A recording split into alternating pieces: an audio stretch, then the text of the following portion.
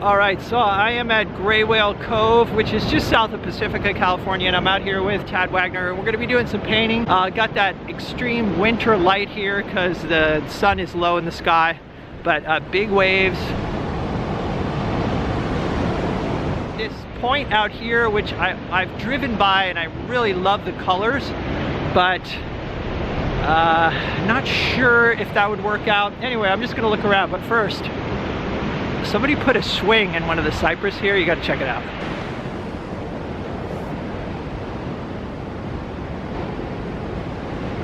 So that you can sit on a swing and look out at the ocean. One of the big challenges here is that if I look to the north, there are no shadows at all. There's a lot of color, but no shadows. And if I look to the south, which is right behind me, not a lot of color, some pretty strong shadows.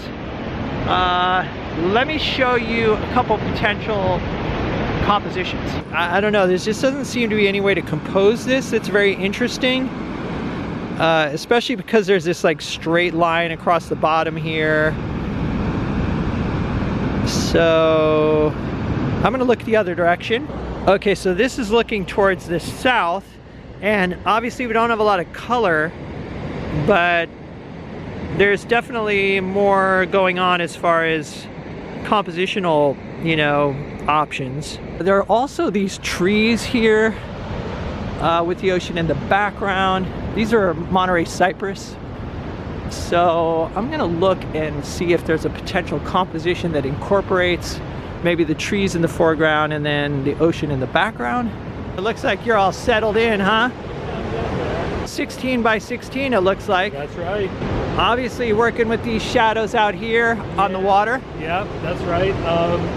Haven't quite figured out what I'm gonna do, but yeah, I need to practice my shadows, so this is a good spot for it. Yeah, you came to the right spot, and then if you get, like, if you run into a little creative jam, you can go and sit on that swing. Absolutely. Yeah. All right, so I think I'm gonna do something with this scene right here. I can't actually get it into my viewfinder the way I want. I'm gonna have to move things around. I'm gonna reduce the size of this tree, the scale of this, so that it'll increase the mountain in the background, or this hill here, this cliff. But I like the idea of having a strong dark value in the foreground, and then in the background seeing the ocean and the hills. So I think I'm going to experiment with this right here. Also too, in real life there's a lot of reflected light in here. Typical camera, it's going to make it's going to make these trees really dark. It really pays to fully explore a location before you decide on something.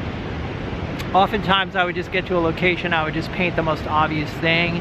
I'm trying to be better about spending, you know, maybe a half hour, 45 minutes just kind of looking around and going through multiple different compositions in my head with my viewfinder or whatever, and not, you know, not just rushing to get painting.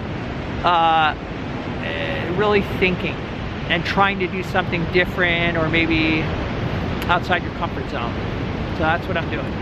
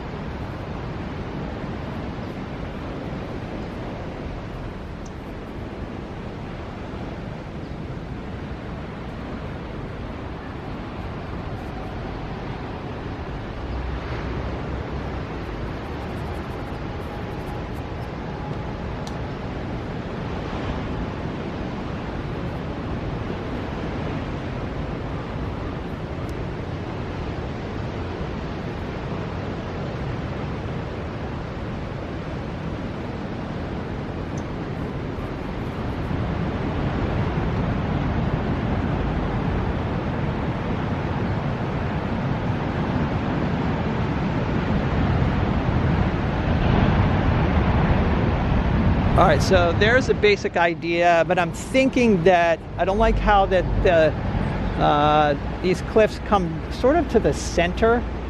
So I'm going to move the trees over a little bit.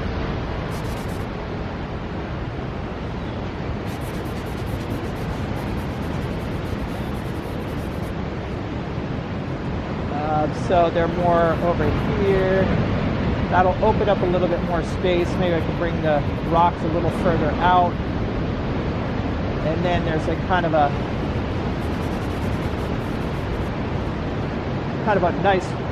nice whitewater pattern I could put in out here. You know, the trees.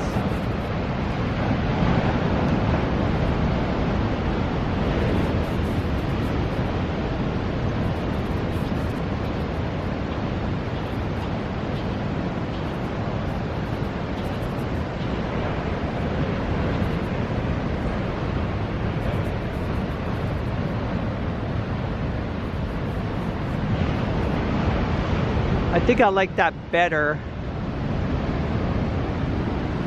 So basically at this point I'm just looking for like a nice arrangement. This might be a little bit low. I might sort of push this up.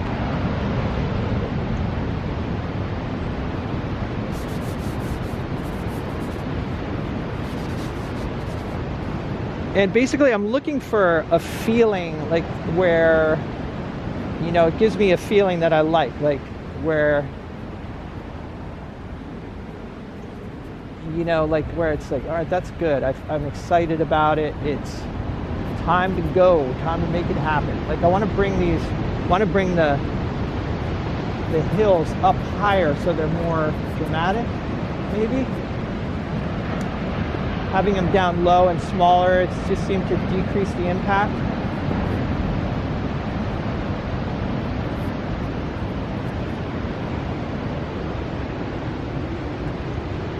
What do you think, Tad? An improvement or no?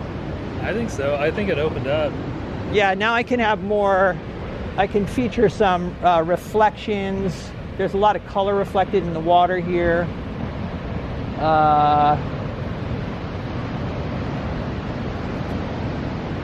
Yeah, I think so. I think I like that better. Have some like kind of white water in here. Doesn't look like there'll be any areas that are going to be too difficult to work with or resolve.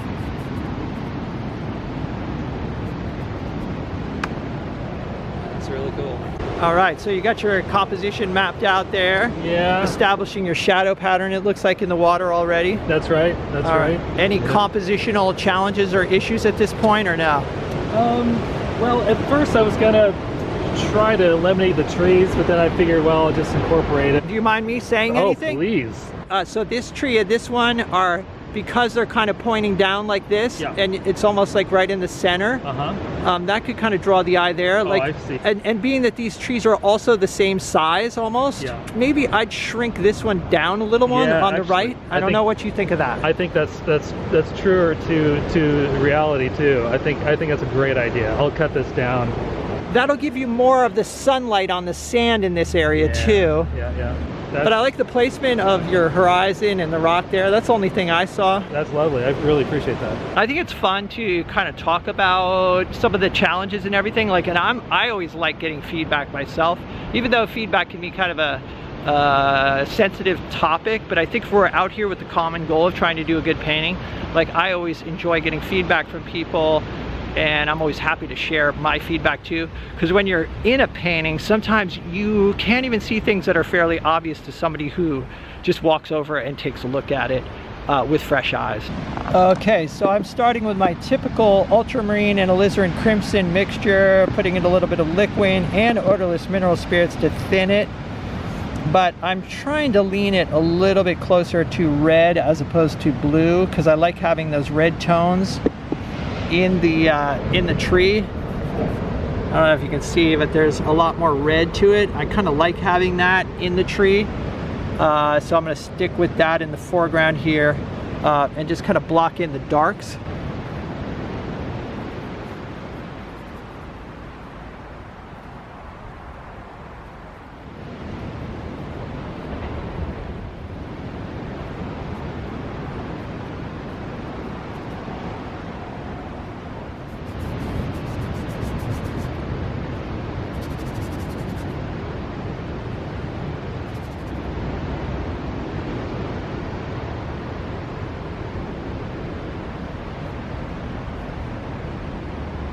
Okay, so here's a little progress report. Again, the idea is to have this silhouette, this strong silhouette up front, this pattern, you know, strong silhouette up here, then this view into the distance. And I'm kind of liking the feel of it. I'm enjoying all this sloppy, saturated color. There's some interesting things going on here.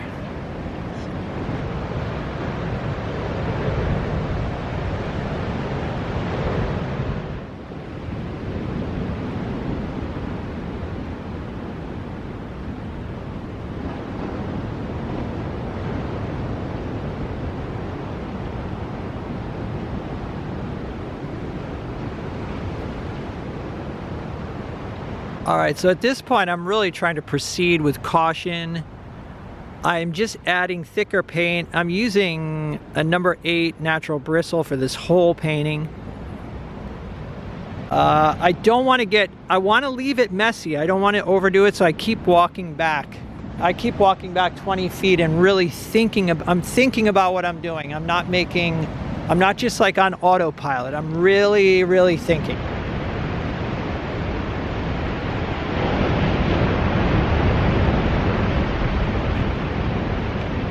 So I want to show you guys how much paint I'm using. This is using cadmium yellow medium and ultramarine blue. Add a little liquid. I mean, that brush has got some paint on it. Just kind of looking for some interesting shapes on here.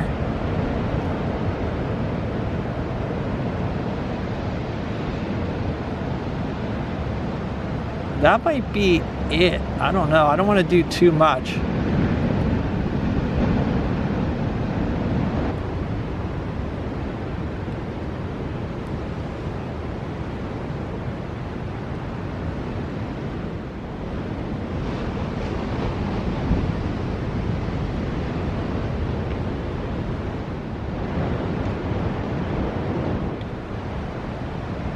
I never used to pay attention to this, but what I want is I pay attention to how the painting makes me feel when I look at it.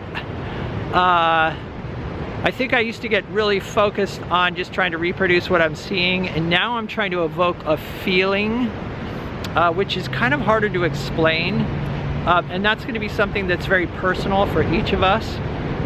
But I'm really slowing down in the process to walk back and try to experience what's happening and look for areas that I think are really working and trying to be really careful not to ruin those areas, and then just carefully repair areas that aren't working. This needs some cleanup right here, this little area. I like the exaggerated blues in here because I know when I get this indoors it's not going to be that extreme.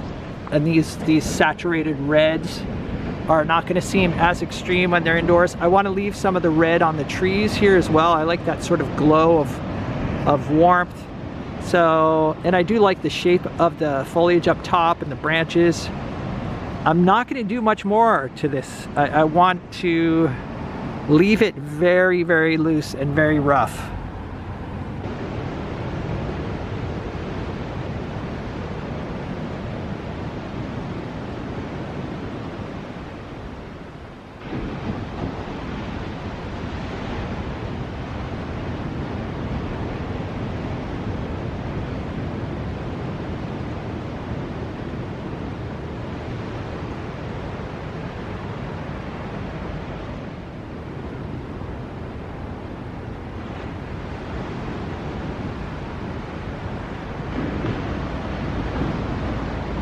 All right, so I am going to stop right here and then, you know, take it back to the studio and take a look at it there, because the light is it's kind of hard to get a good view of this.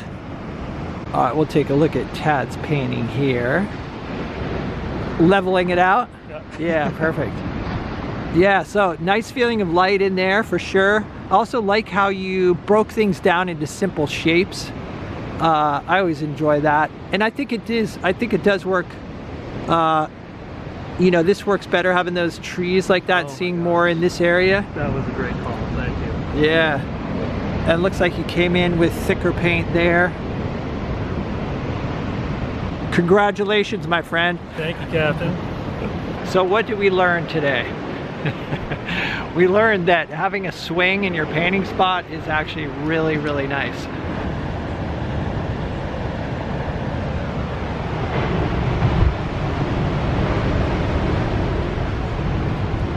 All right, so I've set the painting in a frame. This helps me decide if there are any further touch-ups I need to do.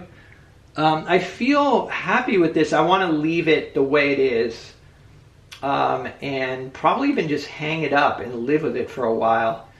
There's a lot of interesting stuff going on. It's definitely messier than I would have left it in the past. It's also, I pushed the color more than I usually do. But I've lived with it for a day now, and I actually like it. I like some of these irregular, unfinished, I don't know, kind of rough areas. I think it does add a lot of interest to the painting. The surface quality is really, there's a lot of interesting things going on. In the beginning of the video, I mentioned that I had been attracted to this hill here, or this cliff or whatever. When I've been driving back from surfing along Highway 1, I noticed this cliff and all these, this reddish orange color from the ice plant. Thought it was so beautiful. But the challenge is to create a feeling of light when there are no shadows. So the idea of putting shadows in the foreground allowed me to create a feeling of light even though there's no like shadow contouring on the actual cliff itself. So I do feel like there's a nice color and a nice feeling of light, and that's what I was after. All right, so I hope you enjoyed this video. Let me know what you think in the comments below. I had a great time painting with Tad. It was cool to see his take on Gray Whale Cove. I think we'll both be returning to this spot. There's a lot to paint. It's just a beautiful, relaxing place to hang out and paint, and plus it has a swing. As usual, this video is made possible by the support I get on Patreon. I'll be talking about this painting and others on my Patreon page. I like to post just spontaneous videos, thoughts I'm having in the studio, or while I'm editing, just quick little ideas to share with my Patreon audience. So if you're interested in supporting the channel and checking those videos out, there's a Patreon link down below. Other than that, stay creative, and I'll see you guys in the next video.